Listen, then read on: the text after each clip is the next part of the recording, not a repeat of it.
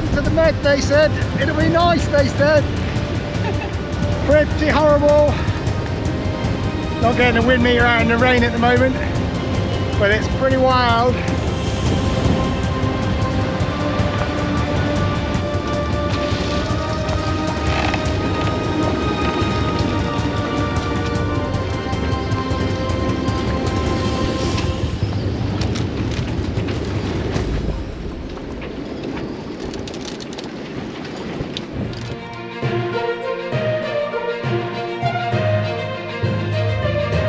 This is Intrepid Bear, a 40-foot sailboat off to explore the world with her crew Ian and Kate.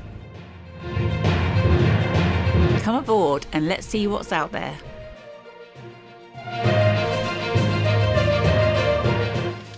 In the last episode you saw Gibraltar in much more benign weather conditions. We had planned and indeed budgeted to spend no more than a week in Gibraltar, but ended up staying unintentionally for a whole month. The easterly winds just kept blowing, and whilst there were fine days in between, there were very few 3-day weather windows that we needed to safely make it to the Mar Menor. You will recall that we are out of Schengen time, which means that we can't land or use marinas except in an emergency. The Alboran Sea has no anchorages that we could see that were reliably safe in an easterly wind. And the Mar Menor is the first anchorage that has all-round protection.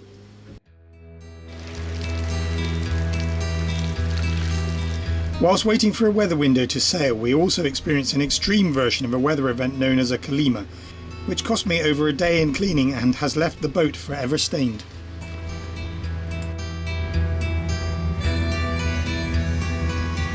So it's been raining here in Gibraltar, and there's a really strong wind over in Africa, and we are absolutely covered in Saharan sand. I'll see if I can show you. I'll tell you outside is in a minute as well, because the world is like yellow out there. But this is the result. The glass. Just cleaned that the other day from the last sandstorm. Look at it.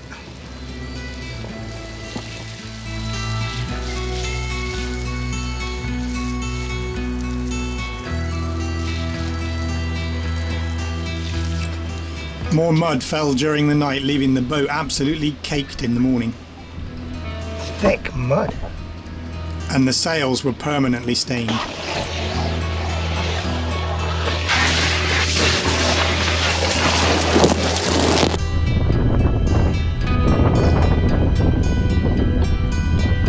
Now that's the umbrella. The umbrella was just used in the rain last night. It's not been in a muddy puddle, it just was in the rain. It's incredible. There were 2 weather windows in the month that may have been suitable. The first one, early on, we missed as we were waiting for a new gearbox oil dipstick. The second, around halfway through the month, I had just returned from a visit to the UK and had unfortunately brought COVID with me, leaving us unfit to sail. Finally, a weather window did present itself, and as part of our prep, Kate prepared batches of easy heat food.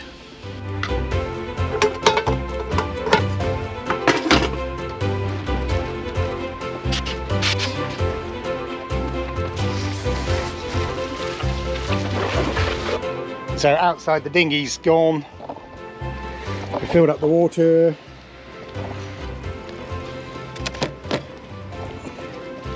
So I've also put the removable inner forestay on, so that should we need it, we can put the working jib on there. There's also, as before, an emergency fitting for the hold the mast up if the actual forestay failed. Okay, so we are all set up inside the cabin, so the passage berth is ready for us to sleep when we're off watch. On this side we've got the emergency grab bag. I mentioned before it's a little bit far from the door for the ideal world, but there is nowhere closer to put it. Food supplies, oh sorry, all the foul weather gear there, because we'll probably still want to wear that at night, and all the food supplies there. There are some in the galley as well, but these are like split into breakfasts and emergency snacks and sweet things and non-sweet things, so that's all good to go. Cooker is up on its gimbals so it can swing with the boat. Bow line, forward spring, stern line, spring last. Okay, ready? I'm ready. Let's do this. Let's do it, baby. Okay, that's everything gone except for the spring. So thank you. You ready? Okay, yeah, ready. Spring gone. White on, all gone. That's good. White on. Nice and slow.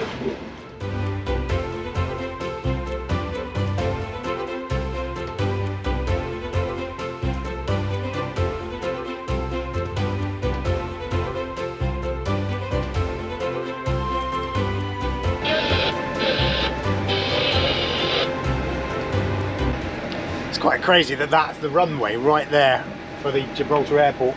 Literally 10 metres away from us is the main runway. If there was any aircraft taking off, it'd be shooting up there right now.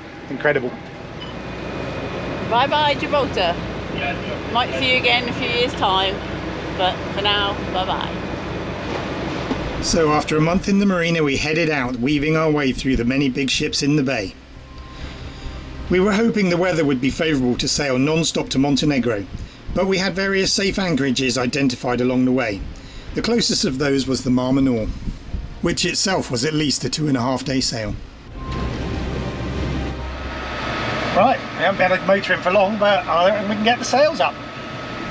Hopefully they'll stay up for quite some time. Oh, settle down now.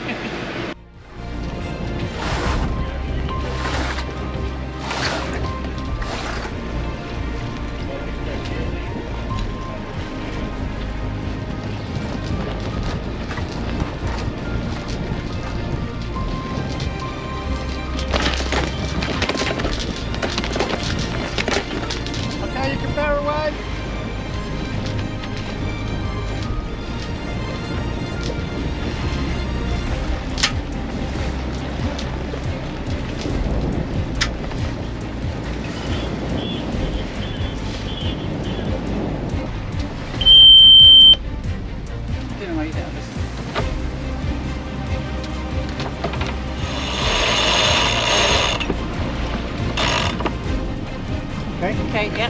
Have a couple more turns then. Okay. Ready? Well, yeah.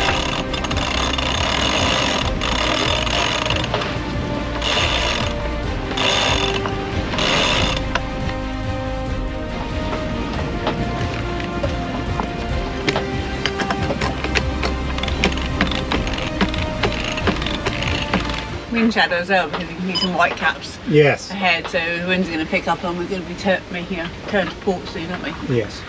Yes, there is much more wind over there, as you say. You can just see some white caps over there. When that wind gets here, we'll be going quite a bit faster. So the wind's picked up, suddenly 22 odd knots, which is a little bit much for the sails we've got. We're going to be turning downwind in a minute, which will reduce our apparent wind, so we won't deal with it, do anything with it yet. We'll just come around the point and then we'll see where we're at.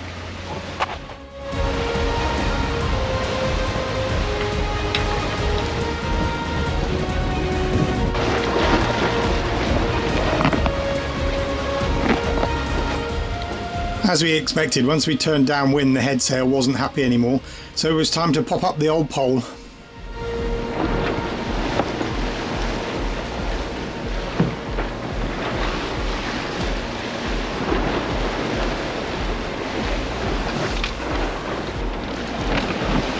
Put it back to you. Right, so just keep it about there, okay? Yeah.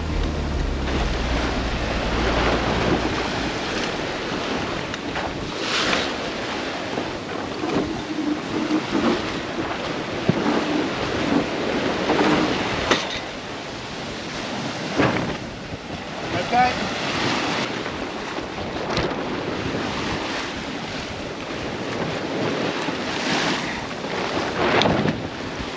So you just need to give me some slack as I furl, and then and then we bring it back out on the other side in a minute. Okay, ready when you are. Yeah, okay, start slacking.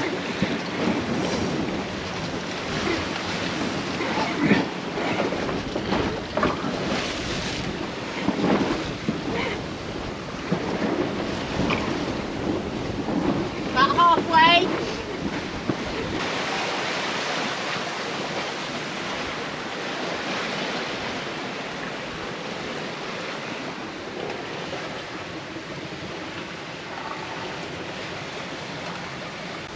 So a little bit of a roll on at the moment. 7 knots are almost dead downwind.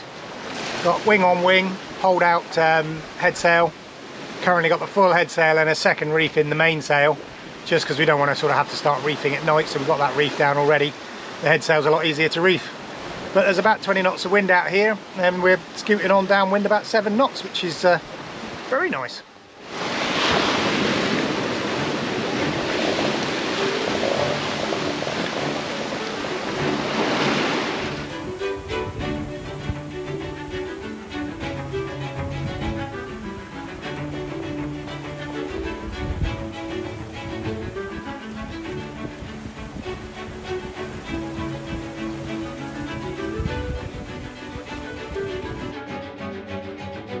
There we go, the sun has set behind the rock. Quite poetic really.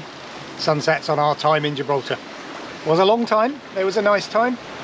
A bit longer than planned, but happy to get into the Mediterranean. So yeah, we're technically in the Mediterranean properly now. No, 20 to 9. So Kate's gone down for her off watch. She's due back on at midnight and she'll then be on till 4 AM. And I'll have a little kip from midnight till 4, then I'll be back up at 4 AM.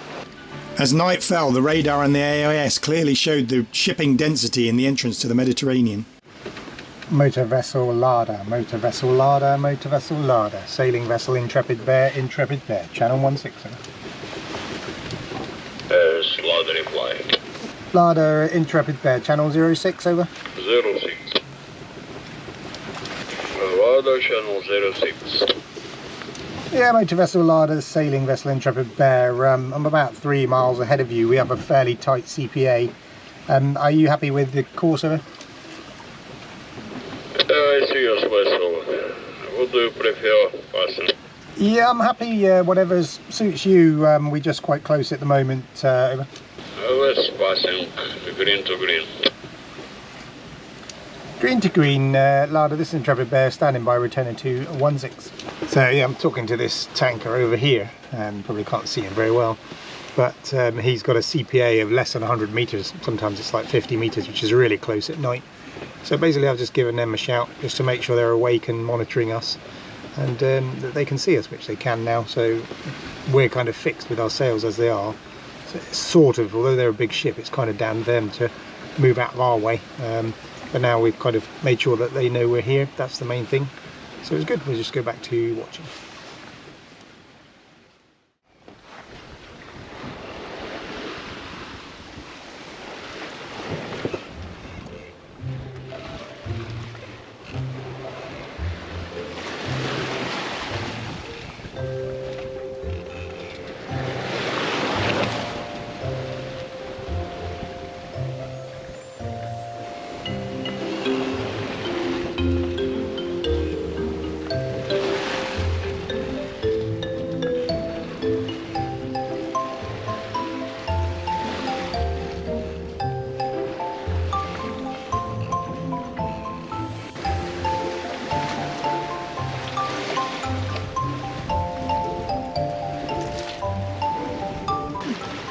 Good morning, it's day 2, 20 to 10 in the morning.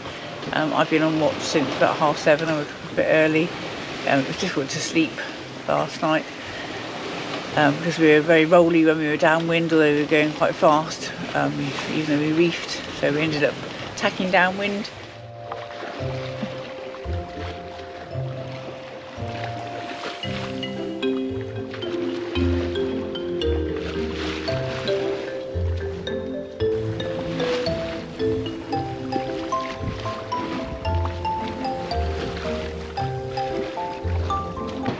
So it's Wednesday when we left, 1900 in the evening. It's now Thursday at 11:30 in the morning. I've just got off my morning off watch. Kate's just going down. Night was pretty lively. We were getting up sort of towards 30 knots in the night, but we were doing 7 and 8 knots of sailing. Sails have been up all night, no motor, because we can't afford to motor all of this trip, so we've got to go with what we've got. Speed's right down now to 3.6. Sails are flapping a bit. It is due to pipe back up a little bit. If you look out on the port side of the boat, there's actually some snow-covered mountains over there. Must be in Spain. Don't look especially high, although it's probably deceiving from sea level. I'm in my t-shirt down here, but there's snow on top of those mountains over there. It's not quite summer yet, but it's quite nice out here today. No?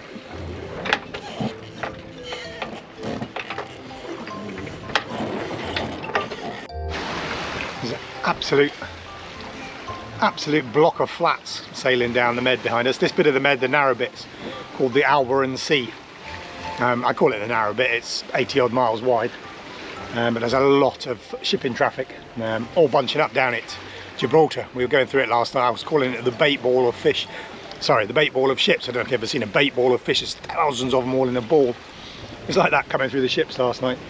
There's that monster over there. There's another monster out in the distance over there, and one behind it.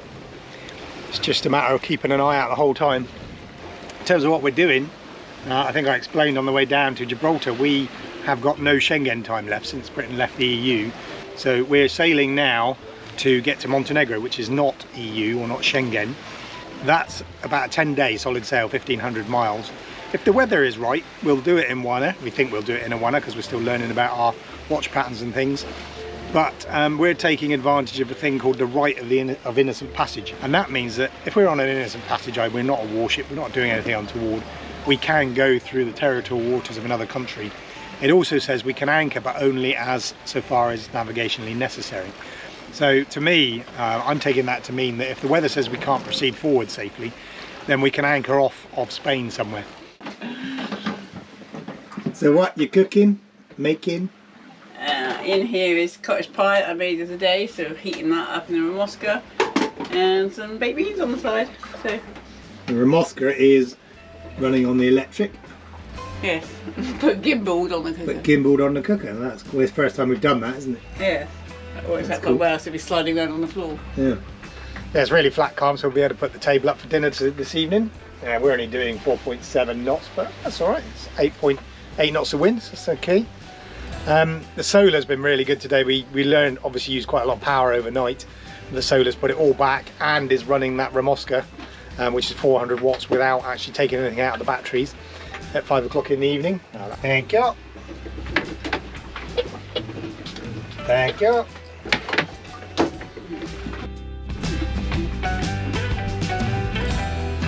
Get into the rhythm. Passage.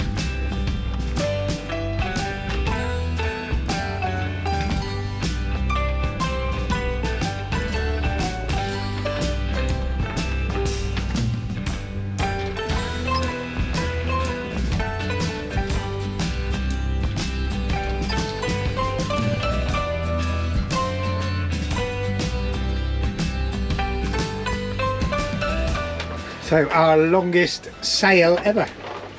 Yes, yeah it is. Never sailed this long, yeah, with no engine. 25 hours and counting. Okay. So it's been a nice day, but we're coming into the evening now, so Kate's getting her togs on for the evening because it will cool down quite quickly, and she's going to be out here for 4 hours while I'm off watch. I have to decide whether to reef the sails down or not. If we think it's going to get a lot windier, I think I'm going to leave them on full. But if it gets up to a wind speed that we choose, probably 18 knots, then Kate wakes me up and we reef the sails down a little bit. Plus, if there's any ships get within certain limits, that is a closest point of approach of 0.6 miles with a time to a closest point of approach of 15 minutes. If that happens, then Kate wakes me up so that we can avoid the big bad ship.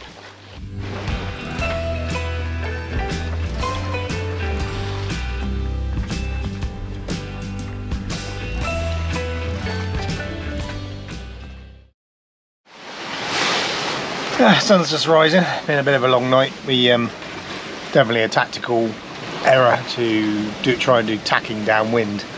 We've come a long way out because we also got tangled up into that traffic separation zone. That was the problem. That's really what pushed us a long way out because we couldn't go the wrong way down the TSS. And once we crossed it one way, we were kind of stuck having to cross it back the other. It was a bit of a slog for the first couple of days because obviously we're not used to this being at sea full-time thing, so it's a test, and it's okay, but it's tiring, as we kind of expected. We're now heading up towards the coast, up towards Cartagena and the Mar Menor, get close enough to the coast to pick up weather, and then decide from there whether we head on to Formentera or Menorca, depending on what that weather forecast tells us when we get there.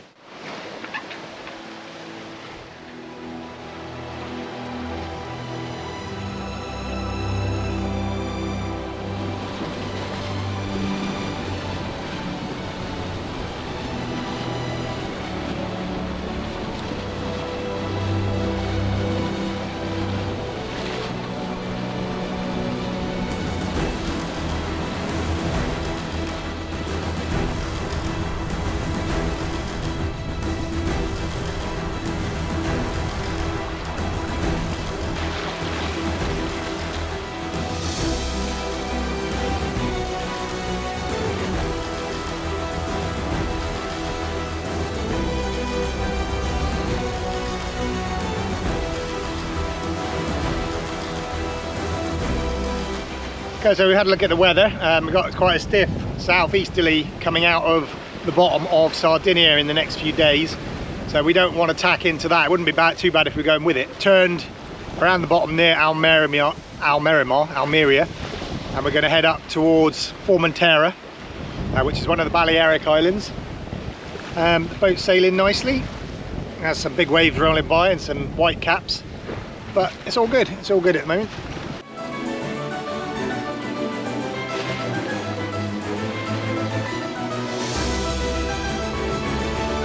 As a great day's sailing faded into our third night at sea, the wind died and a fresh weather forecast changed our plans significantly. And, as we closed the coast seeking shelter, we were suddenly illuminated by bright searchlights and a hive of activity. Please join us next time to find out what happened and how our plans changed.